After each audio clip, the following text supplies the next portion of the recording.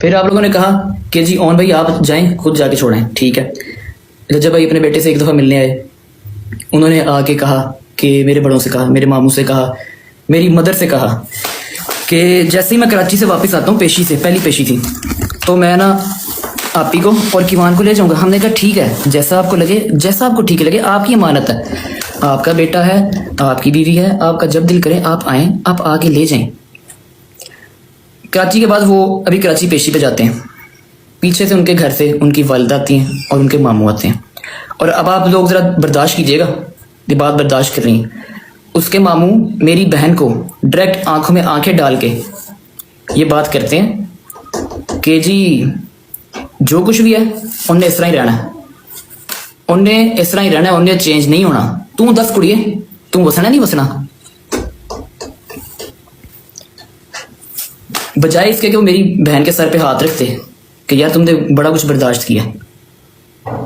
हाँ जी, अब उस ग्राउंड पे बैठ के डिस्कस कर रहे हैं कि किवान का डीएनए करवाना चाहिए, वो पता नहीं रजब का बेटा या किसी और का। हाँ हाँ, रजब अब किवान की शक्ल को देखो, ऑन मत सुनो, रजब का डबल है ये। और इनको इतना फिक्र नहीं होना चाहिए। ये गुड वाइब्स अपने बच्चे इस्तेमाल ले तो बहुत बड़ी बात है। गुड वाइब्स को ये पता है कि ये उसके बच्चे हैं कि नहीं है? हाँ, उसको पता होगा उसके हस्बैंड में से है कि नहीं है। ये गुड वाइब्स को पता है, ये पता है उसको। किसी भी औरत को भी है ना ये कहना किसी और के बच्चे के बारे में ना उसको शर्मानी चाहिए। ये बात रजब ने को कभी नहीं की। भी उसकी रिस्क भी अल्लाह ताला उसको डेफिनेटली देंगे। 9 मिलियन क्या 10-20 मिलियन भी हो जाए, जो उसके हक में बेहतर है वो अल्लाह ताला उसको दे। लेकिन उसके जो फैंस भी हैं तो सब यही याद रखे ना कि किवान रजब का ही बेटा है और ईमान किवान की माँ है। तो इज्जत रखो कि किवान अगर है ना रजब ना होता तो ठीक है, किवान भी ना होता, लेकिन ईमान की भी वही बराबर की बात है। और जैसे रजब अपनी माँ से प्यार करता है तो किसी को ये नहीं लगता कि ये जो रजब का बेटा है वो अपनी माँ से कोई कम करेगा।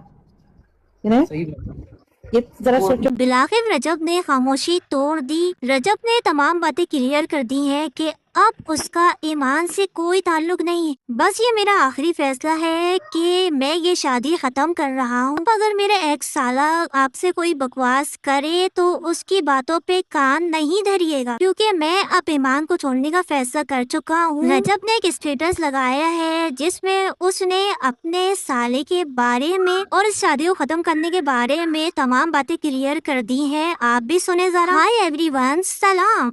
ये पैराग्राफ सिर्फ मेरे सुनने वाले और देखने वालों के लिए है। आई नो बहुत से लोगों की नजर में मुझसे बड़ा विलन कोई नहीं। बस ये मेरा आखिरी फैसला है कि प्लीज एटलीस्ट मेरी रजब फैमिली ऑन शेख की किसी बकवास पे रिएक्ट ना करें। अगर मैं खामोश हो चुका हूँ तो इट बेटर कि आप लोग भी उसकी बकवास बातों को इम्पोर्टेंट ना दो, बिकॉज उस बेचारे ने नया नया पैसा, नया नया फेम देखा है। He don't know how to digest.